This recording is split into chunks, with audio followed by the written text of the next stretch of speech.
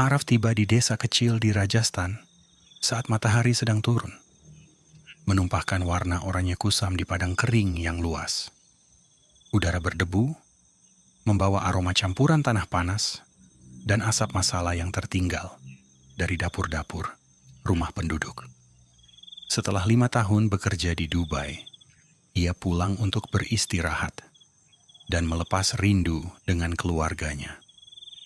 Ia menurunkan koper dari mobil dan berdiri di depan rumah tua keluarganya. Bangunan berwarna tanah. Ibunya, Lata, menyambutnya dengan senyum hangat. "Masuklah, Nak. Sudah lama sekali kamu tidak pulang," katanya. Araf mengangguk dan memeluk ibunya. Desa itu masih sama. Lorong-lorong sempit, suara kambing, dan bau kemenyan dari kuil kecil di ujung jalan. Namun ia merasakan sesuatu yang berbeda. Desa itu lebih sunyi dari seharusnya. Malam pertama berlalu tenang. Ia makan roti bajra dan dal favoritnya, lalu duduk di depan halaman, mengamati lampu-lampu minyak pada dinding rumah tetangga. Udara malam terasa lebih dingin dari yang ia ingat. Sesekali ia mendengar suara gelang kaki dari kejauhan, sangat pelan, seperti seorang wanita berjalan. Ia mengira itu hanya penduduk pulang dari kuil. Keesokan paginya, ketika ia berkunjung ke toko rempah milik pamannya, ia mendengar percakapan 2 perempuan desa. Mereka berbicara sangat pelan, seolah takut didengar seseorang. 2 tahun lalu, malam itu, dia masih memakai pakaian merahnya. "Sungai," bisik salah satu. "Jangan bahas di luar," kata yang lain cepat. Araf hanya menangkap potongan kecil itu, tapi cukup untuk membuatnya bertanya dalam hati. Namun ia memilih tidak menyela. Baru sehari kembali, ia tidak ingin terjebak gosip desa. Hari itu berjalan biasa sampai sore. Ia membantu ibunya mengambil air dari sumur, membersihkan halaman, dan menyapu debu tebal yang menumpuk di kamar lamanya. Rutinitas sederhana itu membuatnya sedikit tenang hingga malam datang. Sekitar pukul 10, Araf terbangun dari tidur. Ia terganggu dengan bau bunga melati yang sangat kuat, seperti disiramkan langsung ke kamar. Padahal ibunya tidak pernah memakai wewangian sejenis itu. Ia bangkit perlahan. Kamarnya gelap, hanya diterangi cahaya bulan dari jendela. Bau itu semakin kuat. Bersamaan dengan itu, terdengar suara lembut dari luar rumah. Suara lirih perempuan. Araf mendekat ke jendela. Dari kejauhan ia melihat sesuatu bergerak di antara pepohonan kering. Siluet seorang perempuan memakai sari berwarna merah pudar, berdiri di dekat jalan desa. Rambutnya terurai panjang, hampir menyentuh tanah. Ia tampak menghadap ke arah rumah Araf. Araf mengerutkan dahi. Pikirnya mungkin hanya penduduk desa yang pulang dari acara malam. Namun tubuhnya menegang tanpa alasan. Perempuan itu tidak bergerak sama sekali. Bahkan kain sarinya tidak berkibar sedikit pun, meski angin bertiup. Araf memutuskan mundur dari jendela. Ia menutup tirai perlahan, mencoba tidur lagi. Tapi suara gelang kaki tadi malam terdengar lagi. Kali ini jauh lebih dekat. Tepat di luar dinding kamarnya. Cincin lonceng kecil itu berbunyi patah-patah. Bukan ritme orang berjalan normal. Langkahnya aneh, menyeret, seperti berat sebelah. Ia menahan napas. Suara itu berhenti tepat di depan jendelanya. Araf merasa bulu kuduknya berdiri. Ia membuka matanya perlahan, menatap tirai yang bergoyang lembut. Ada bayangan di baliknya. Bayangan tubuh manusia, tapi tinggi dan miring. Seolah tidak berdiri dengan posisi biasa. Perlahan, bayangan itu membungkuk, semakin dekat, hingga seolah wajahnya menempel pada kain tipis tirai. Araf tidak berani bergerak. Lututnya gemetar. Lalu terdengar suara lirih. Begitu dekat, seperti seseorang berdiri tepat di sisi jendelanya. Araf, suamiku. Suaranya patah, seperti tenggorokan yang kering dan rusak. Tirai bergoyang lebih keras.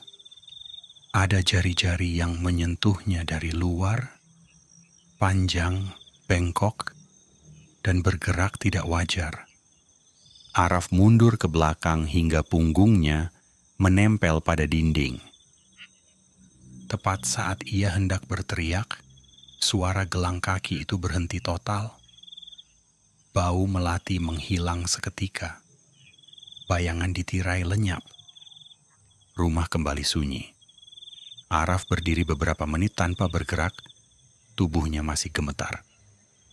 Ia tahu satu hal, ini bukan sekadar mimpi atau halusinasi setelah perjalanan panjang. Ada sesuatu di luar sana yang mengetahui namanya, dan ia baru saja memanggilnya suami. Pagi setelah kejadian itu, Araf tampak pucat saat duduk di halaman rumah, memegang cangkir cai yang sudah lama dingin. Tangannya bergetar sedikit. Ia tidak menceritakan apapun kepada ibunya. Ia tahu Lata akan panik, atau menganggapnya hanya kecapekan. Namun dalam kepalanya, suara perempuan itu terus bergema. Suamiku. Araf mencoba mengalihkan pikiran dengan membantu pamannya mengangkat karung rempah di toko. Tapi setiap kali ia mendengar suara gelang dari pelanggan wanita, tubuhnya otomatis kaku. Matanya mencari sumbernya, memastikan itu manusia biasa. Paman Ramesh beberapa kali menegur karena ia tampak tidak fokus. Saat siang, udara desa semakin panas. Angin gurun membawa debu halus yang masuk ke celah-celah bangunan. Araf memutuskan pulang lebih cepat. Namun di tengah perjalanan, ia melewati kuil kecil, tempat penduduk biasa menyalakan dupa setiap sore. Di depan kuil itu, terlihat seorang lelaki tua, pandit atau pendeta lokal bernama Pandit Darshan. Ia memandang Araf dari jauh. Tatapannya tajam, seperti sudah tahu sesuatu. Kamu kembali setelah pergi, nak? Apa kamu akan tinggal di sini seterusnya? Kata Darshan tersenyum. Araf mengangguk sopan. Hanya beberapa bulan, Panditji. Saya ingin beristirahat di rumah. Pandit itu mendekat perlahan. Tongkatnya menancap pada tanah berpasir. Kalau begitu, berjagalah malam-malam ini. Ada sesuatu yang mencarimu. Bau melati. Apakah kamu menciumnya? Jantung Araf berhenti sejenak. Ia tidak menjawab. Darshan tidak menunggu jawaban. Kalau kamu mendengar gelang kakinya, jangan menoleh, jangan panggil namanya, dan jangan biarkan dia tahu takutmu. Perkataan itu terlalu langsung, seolah pendeta itu berbicara tentang kejadian semalam. Araf ingin bertanya, tapi mulutnya kering. Sebelum ia sempat menahan, Darshan sudah masuk ke kuil dan menutup pintu kayu dengan keras. Hari itu, menjelang sore, Araf merasa semakin lelah. Ia tidur sebentar, tubuhnya seperti kehilangan tenaga. Namun tidur itu tidak memberi ketenangan. Ia bermimpi berada di padang tandus, Rajasthan yang luas.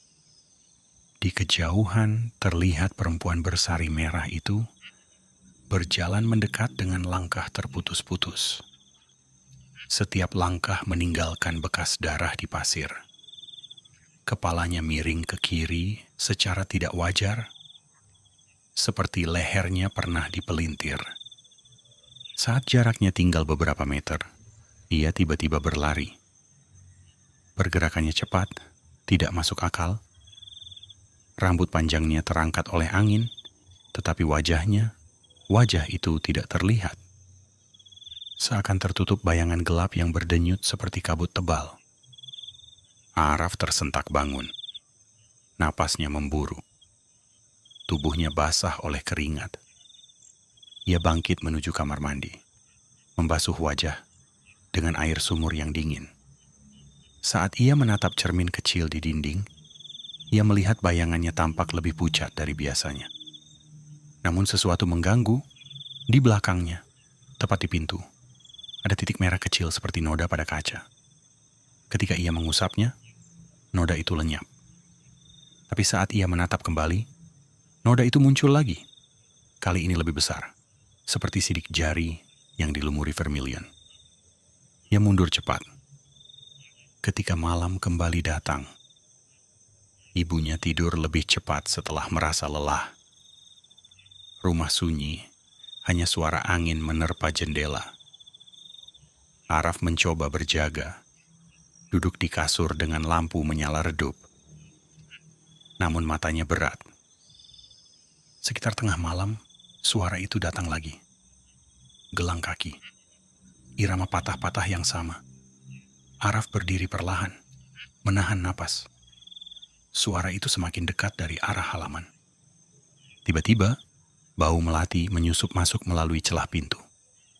Lebih kuat, menusuk, membuat tenggorokannya kering. Lampu minyak bergetar seolah diterpa angin meski pintu tertutup.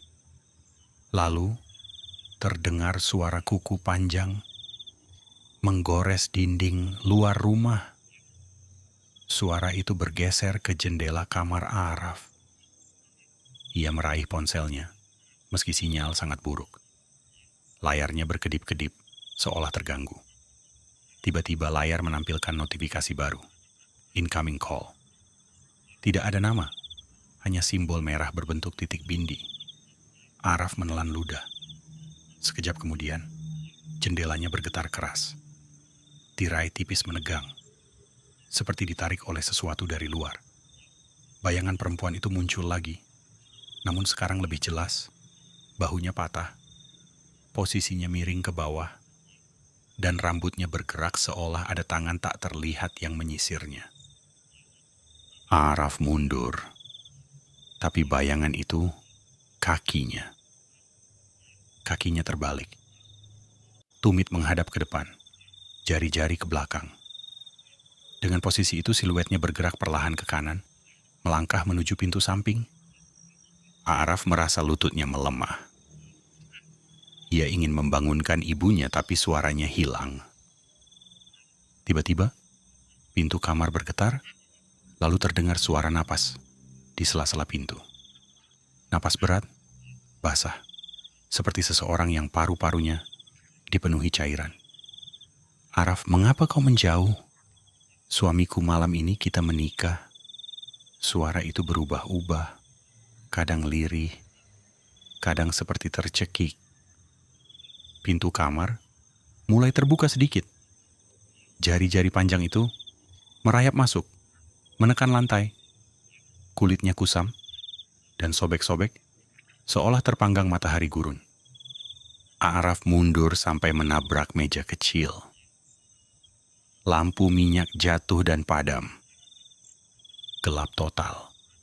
Dalam gelap itu, suara gelang kaki tiba-tiba berhenti.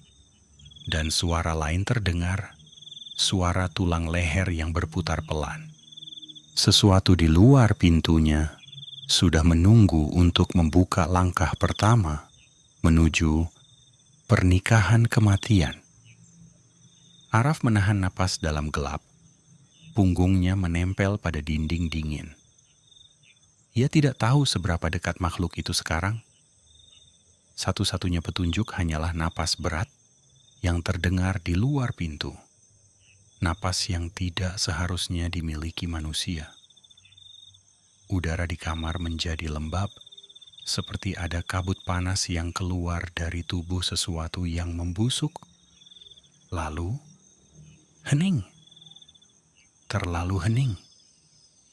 Araf meraih benda pertama yang bisa ia sentuh, sebuah kendi kecil dari tanah liat, yang biasanya digunakan ibunya untuk menyimpan air. Jemarinya berkeringat, tubuhnya terasa gemetar tanpa kendali. Ia tahu jika ia tetap diam, sesuatu akan membuka pintu itu dari luar. Ia menarik napas dan berlari ke arah jendela. Dengan satu hentakan, ia dorong daun jendela tua itu hingga terbuka. Udara malam gurun masuk, kering namun dingin. Araf meloncat keluar, hampir terjatuh saat kakinya mendarat di tanah berpasir. Begitu ia menoleh, ia melihat pintu kamarnya perlahan terbuka sepenuhnya. Dari celah itu, tampak sebagian wajah perempuan bersari merah itu. Separuh wajahnya tertutup rambut panjang kusut, separuh lainnya kulitnya mengelupas, seperti bekas luka bakar yang sudah lama, tetapi terus basah. Mata kirinya terkulai ke bawah, menggantung seperti buah yang hampir lepas. Kakinya terbalik, tetap menapak lantai, dan ia mengikuti. Araf langsung berlari, tak peduli suara langkahnya membangunkan sebagian tetangga. Ia berlari melewati halaman, menuju jalan kecil yang mengarah ke kuil Pandit Darshan. Ia tidak punya rencana lain. Darshan satu-satunya orang yang tampaknya mengetahui apa yang mengejarnya. Di belakang, suara gelang kaki itu kembali terdengar, lebih cepat, lebih tidak teratur, seperti tulang patah yang dipaksa bergerak. Araf hampir terpeleset ketika memasuki area kuil. Tangannya menabrak lonceng kecil yang tergantung di pintu masuk, menghasilkan suara nyaring yang memecah keheningan malam. Pandit Darshan muncul dari dalam kuil, dalam keadaan terengah, seolah ia sudah menunggu. "Masuk cepat," serunya. Araf berlari masuk, dan Darshan langsung menutup pintu kayu tebal itu. Ia menguncinya dengan palang besi. Dari luar, suara langkah terbalik itu berhenti tepat di depan pintu. Araf memegangi lutut, berusaha bernapas. "Panditji, apa yang dia inginkan?" Suaranya hampir menghilang. Darshan menatapnya dengan wajah tegang. 2 tahun lalu ada seorang pengantin dipaksa menikah dengan pria yang tidak ia cintai. Malam sebelum pernikahan, ia mengakhiri hidupnya di... Keluarganya menutupi kejadian itu, tapi arwahnya tidak pernah berpulang. Dia menjadi Chudail, pengantin mati yang mencari suami baru. Araf menelan ludah. "Lalu kenapa aku?" Darshan menghela nafas panjang. "Kau kembali di malam yang sama, saat kematiannya diperingati secara diam-diam oleh keluarganya. Kau melewati jalan tempat ia dulu, berjalan terakhir kali. Dan lebih buruk, dia mengenali sesuatu darimu. Bau tanah asing di tubuhmu. Arwah seperti dia menganggapmu milik yang belum tersentuh takdir desa ini." Dari luar, suara kuku panjang menggores pintu kuil. Darshan mengambil segenggam abu dari altar dan menggambar garis panjang di lantai. "Dia tidak bisa masuk selama kau berada di belakang garis ini." Tapi dia menunggu, Araf. Chudail seperti itu tidak berhenti. Mereka menunggu sampai tubuh manusia menyerah, sampai kau lelah, sampai kau tidur. Araf merasa dadanya sesak. Ia mengusap wajah, namun kulitnya terasa lebih panas dari biasanya. Ketika ia menurunkan tangannya, ia melihat ada bekas merah samar, seperti sidik jari di lehernya. Entah sejak kapan tanda itu muncul. Darshan melihatnya, dan rautnya berubah. "Dia sudah menandaimu. Itu bukan sentuhan biasa. Itu adalah tilak kematian. Jika warnanya semakin gelap, dia akan bisa memanggilmu kapan saja. Bahkan jika kau berada ribuan kilometer dari sini." Araf menatap lantai, tak tahu harus bereaksi bagaimana. Tiba-tiba, seluruh kuil bergetar, lampu minyak berkedip. Dari luar, terdengar suara seperti seseorang menghentakkan kepala ke pintu kayu berulang-ulang. "B.A.M. B.A.M. B.A.M. Darshan memejamkan mata. Dia tidak akan pergi malam ini. Kau harus menyelesaikannya. Araf mengangkat wajah. Bagaimana caranya? Pandit itu mengambil kotak kecil dari bawah altar. Di dalamnya ada kalung manik-manik rudraksha dan seutas benang merah panjang. Kau harus membawanya ke tempat ia mati, ke sungai itu. Kau harus memutus ikatan pernikahan paksa yang mengikatnya pada dunia ini. Suarakan namanya dengan benar. Dan lemparkan rudraksha ini ke arah sungai, lalu bacakan doa-doa perlindungan. Dengan begitu ikatan itu akan terputus. Araf ingin menolak, tapi di luar pintu, suara perempuan itu memanggil lagi. Kali ini terdengar lebih mengerikan. Araf, buka. Tak ada pilihan lain. Pandit Darshan membuka pintu samping kuil yang mengarah ke jalur menuju sungai. Angin malam menyapu wajah Araf. Jauh di kejauhan, terlihat hamparan tanah luas yang gelap memanjang tanpa ujung. Pergilah, kau harus kembali sebelum fajar, ucap Pandit Darshan. Araf menggenggam rudraksha itu dan mulai berlari ke arah sungai. Hawa dingin menusuk tulang. Setiap langkah terasa berat. Di belakangnya, kuil kembali bergetar. Lampu-lampu padam satu persatu. Lalu, suara paling menakutkan itu terdengar lagi. Gelang kaki. Tapi kali ini, suaranya ada tepat di belakang telinga Araf. Ia tidak menoleh. Napasnya patah-patah. Namun ia memaksa tubuhnya terus bergerak. Ketika ia mencapai tepi sungai kecil yang surut, tempat yang disebut Darshan, ia berhenti mendadak. Air dangkal itu memantulkan cahaya bulan. Dan di sana, tampak bayangan perempuan bersari merah berdiri di permukaan air. Tidak tenggelam sedikit pun. Rambutnya terurai menutupi wajahnya. Araf menggenggam rudraksha di tangannya. Tenggorokannya terasa kering. Aku tahu siapa kau, katanya pelan. Bayangan itu bergerak perlahan, namun tidak mendekat, seakan menunggu. Araf mengucapkan nama yang Darshan bisikkan. Sebelumnya, nama asli sang pengantin. Nama itu retak di udara, seperti memecah sesuatu yang membeku. Begitu nama itu diucapkan lengkap, angin berhenti. Perempuan itu mendongak perlahan. Araf melihat wajahnya yang tergambar, kesedihan yang dalam dan kelelahan. Aku tidak ingin suami, bisiknya. Aku ingin kembali. Araf merasakan tubuhnya memanas. Bekas tilak di lehernya berdenyut seolah merespons kata-katanya. Di kejauhan, suara seperti rantai besi menyeret pasir mulai terdengar. Arah kuil.